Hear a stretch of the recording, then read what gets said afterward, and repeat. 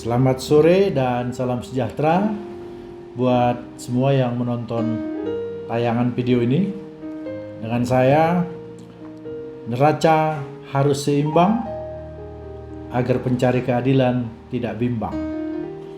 Saya ingin memberikan pencerahan kepada kalangan masyarakat yang katakanlah sangat awam dengan hukum, tetapi kadang-kadang bertindak dengan kemauannya sendiri.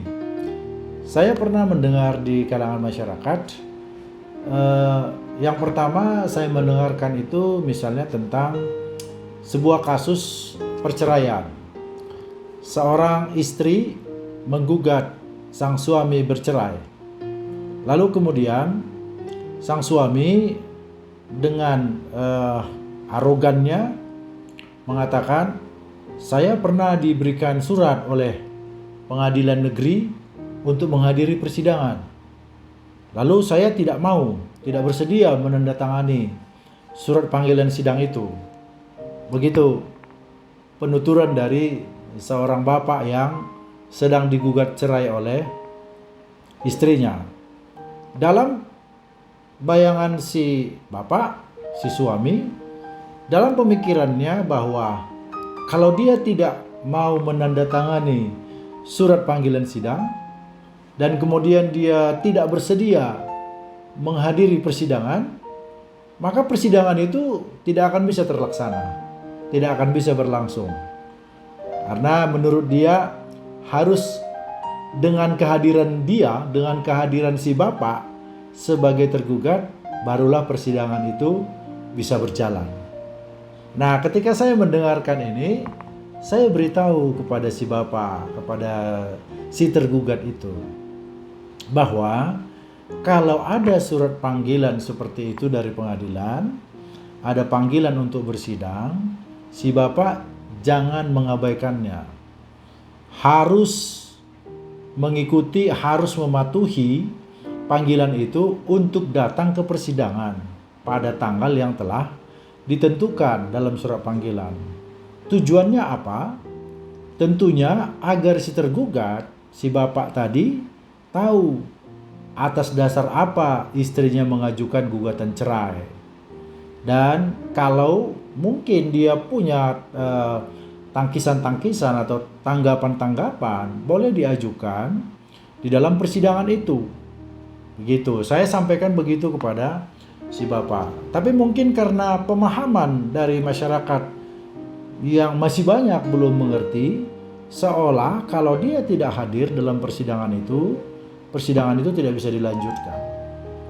Jadi saya memberikan pemahaman kepada si bapak itu, kalau si bapak sebagai tergugat tidak hadir, maka persidangan itu tetap akan bisa dilanjutkan.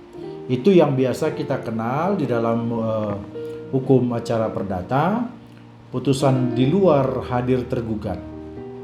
Nah, itu akan merugikan pihak tergugat sendiri. Itu di satu sisi pemahaman masyarakat yang sering sekali jauh dari idealisme, dari cita-cita hukum begitu.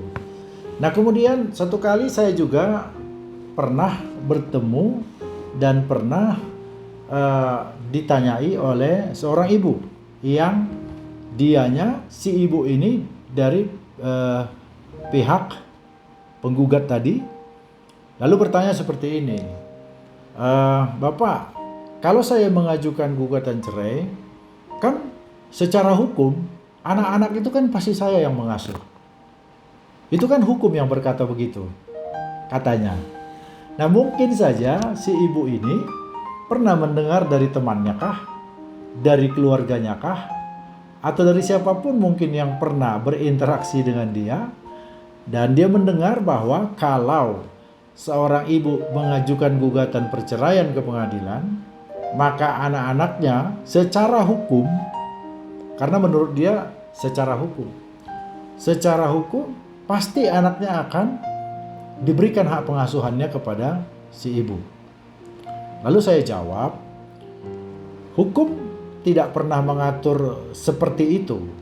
Tidak ada secara hukum dikatakan kalau seorang ibu mengajukan gugatan perceraian kepada suaminya, maka otomatis hak asuh itu menjadi kepunyaan si ibu.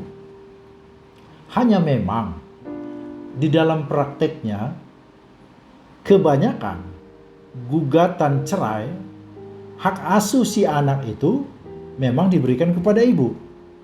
Tetapi itu persoalannya berbeda, dalam artian diberikan hak asuh itu kepada si ibu ada beberapa alasan.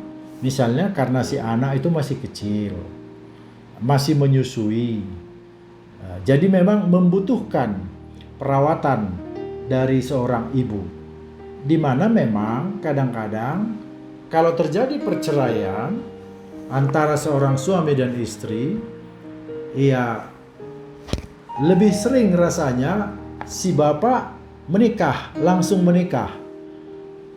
Jadi dikhawatirkan pembinaan si anak, pendidikan si anak akan terganggu.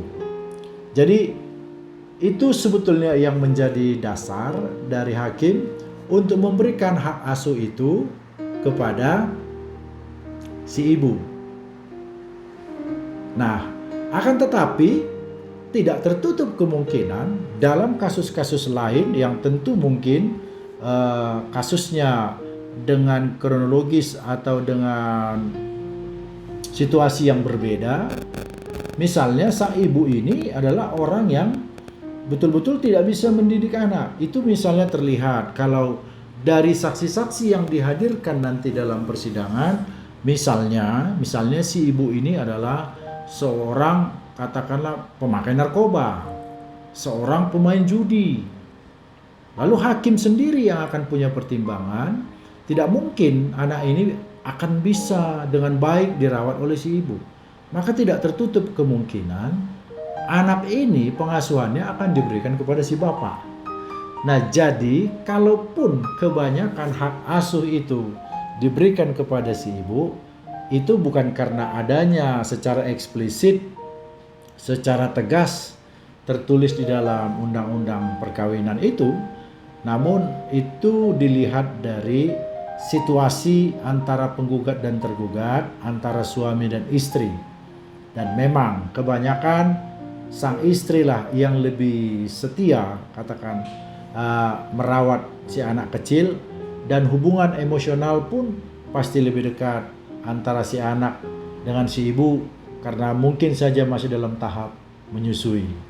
Itu sedikit pencerahan bagi kita. Jadi tadi yang pertama, kalau ada panggilan dari pengadilan untuk menghadiri persidangan, harus dihadiri, karena tanpa hadirnya kita, perkara itu bisa berjalan. Dan itu kerugian bagi kita. Lalu yang tadi dikatakan tentang hak asuh si anak, tidak mutlak, tidak ada secara tegas di dalam undang-undang dikatakan kalau terjadi perceraian hak asuh otomatis kepada si ibu. Namun itu dilihat karena situasi dari si ibu dan si bapak dilihat. Karena memang pemberian hak asuh itu dilihat semata-mata untuk kepentingan si anak. Jadi bukan untuk kepentingan si ibu. Itu mungkin sedikit masukan buat masyarakat.